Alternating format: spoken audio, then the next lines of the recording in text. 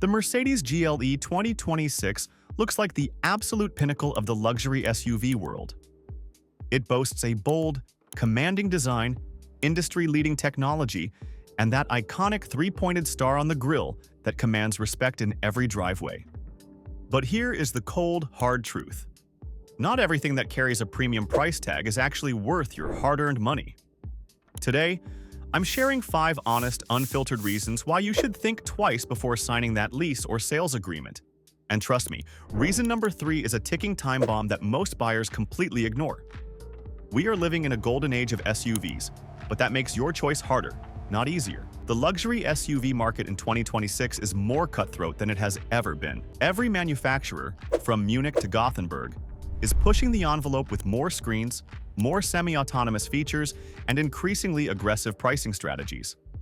The Mercedes GLE 2026 sits right at the center of this technological and financial battlefield. On a spec sheet, it looks like the ultimate package, a perfect harmony of German engineering, cabin comfort, and prestige. But we have to move past the marketing brochures. Is this actually the smart, logical choice for your garage? Or is it just a beautiful shell riding on the coattails of brand heritage? This isn't a hate video. It's a deep dive buyer's perspective for those of you planning to drop serious capital on a vehicle that needs to perform for years to come. Reason 1. The price-to-value disconnect. Let's talk about the elephant in the showroom, the price. For 2026, the Mercedes GLE has officially migrated into a significantly higher price bracket, moving firmly away from attainable luxury and into the high-end territory. When you enter this level of spending, your expectations shouldn't just be met, they should be exceeded. The problem is the competition. When you look at the MSRP of a well-equipped GLE, you realize you are in the neighborhood of some heavy hitters. The BMW X5, often cited as the gold standard for driving dynamics. The Audi Q7, which offers a more understated functional luxury and often more interior flexibility. The Volvo XC90, the king of safety and Scandinavian minimalism. Used Range Rover Sport. You could even find a lightly used Range Rover that offers significantly more wow factor for the same investment.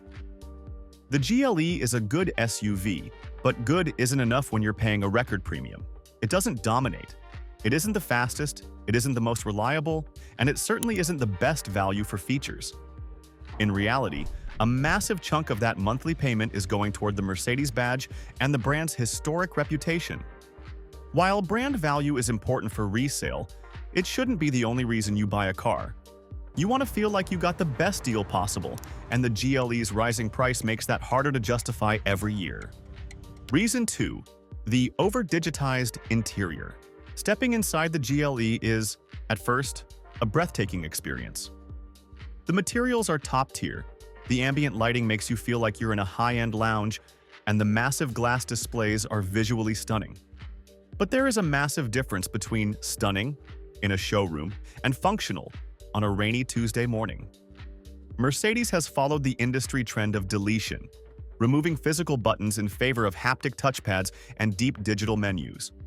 What used to be a half-second physical turn of a knob to adjust your climate control now requires you to take your eyes off the road, look at a screen, and navigate a submenu. This leads to 2 critical failures. 1. Driver distraction. You are forced to interact with a tablet rather than a vehicle, increasing the mental load while driving. 2. The loss of effortless luxury. True luxury should be effortless. If you have to fight your car to turn on the seat massagers or change the radio station, the car is failing you. Competitors like BMW have kept a more balanced approach, retaining physical dials like the iDrive controller that allow for tactile feedback. Over the course of a 3-year lease, an overcomplicated interior doesn't become cool. It becomes a daily frustration. Reason 3. The hidden cost of complexity. This is the reason most people ignore until it's too late. Long-term reliability and the astronomical cost of maintenance. Mercedes-Benz has always been a pioneer in engineering, but in 2026, that engineering has reached a level of complexity that is frankly terrifying for a second or third owner.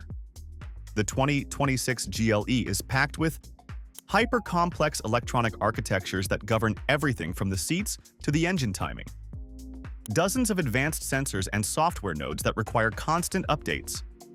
sophisticated air suspension systems, and intricate drivetrain components designed for maximum smoothness. While this technology is a marvel under warranty, it becomes a liability the second that warranty expires. Repairs on these systems aren't just expensive, they are specialized. You can't just take this to a local shop. You are often tethered to the dealership and their premium labor rates. Even a minor sensor failure can trigger a limp mode that takes weeks to diagnose and thousands to fix. If you are a long-term owner, this vehicle can quickly transform from a luxury asset into a stressful financial drain. Reason 4. The disconnect from the road. If your priority is feeling like you're floating on a cloud, the GLE delivers. It is tuned for maximum comfort, and in that specific area, it excels. The ride is buttery smooth, the cabin is a vault of silence, and long-distance highway cruising is incredibly relaxed. However, for those who actually enjoy the act of driving, the GLE is a bit of a letdown. The steering is light and lacks any real feedback from the tires. When you take a corner with any enthusiasm, the handling feels safe and predictable, but never engaging or sporty. Compared to the BMW X5, which manages to feel like a smaller, more agile sedan, the GLE feels its weight. It is a luxury cruiser, not a driver's SUV. If you want to feel connected to the machine, you might find the GLE's numb driving dynamics quite disappointing. Reason 5. The loss of exclusivity. Finally, let's talk about the X factor. Luxury is as much about how a car makes you feel as it is about the leather on the seats. Part of the appeal of spending six figures on a vehicle is the sense of exclusivity, the feeling that you are driving something special. The Mercedes GLE has become a victim of its own success. It is everywhere. In many affluent suburbs, the GLE has become the standard choice, making it feel more like a luxury appliance than a rare piece of automotive art. This ubiquity dilutes the sense of exclusivity, the unique presence on the road, the special feeling of walking up to your car in a parking lot. If you want to stand out and drive something that feels unique, the GLE no longer delivers that one-of-a-kind experience. Now, I don't want to sound like the GLE is a total failure. It's not. It's a highly engineered, beautiful machine. You should still put it on your list if comfort is your number one priority. You want the softest ride available. Brand image is vital. You need that Mercedes badge for professional or personal reasons. You are leasing. If you're only keeping the car for 36 months, the maintenance and reliability concerns are the bank's problem, not yours. For these specific buyers, the GLE remains a compelling choice. But for the enthusiast or the value-conscious long-term owner, the market has better options. The Mercedes GLE 2026 is an impressive SUV that nails the first impression. It looks the part and feels incredibly premium when you first sit in it. But when you peel back the layers, the cracks start to show. It's expensive for the value it provides. The tech-heavy interior can be a chore to use, and the potential for high-cost repairs looms over every mile. It lacks driving soul and has lost its sense of rarity. Before you commit to those monthly payments, I urge you to test drive the rivals. Luxury should be a reward, not something you have to question every time a warning light pops up or you have to navigate 5 menus just to change the fan speed. Now I want to hear from you. Does the Mercedes badge still carry enough weight to overcome these issues? Or would you put your money down on a BMW X5 or an Audi Q7 instead? Drop your thoughts in the comments below. I read as many as I can, and if you found this breakdown helpful, hit that subscribe button for more honest, real-world car reviews.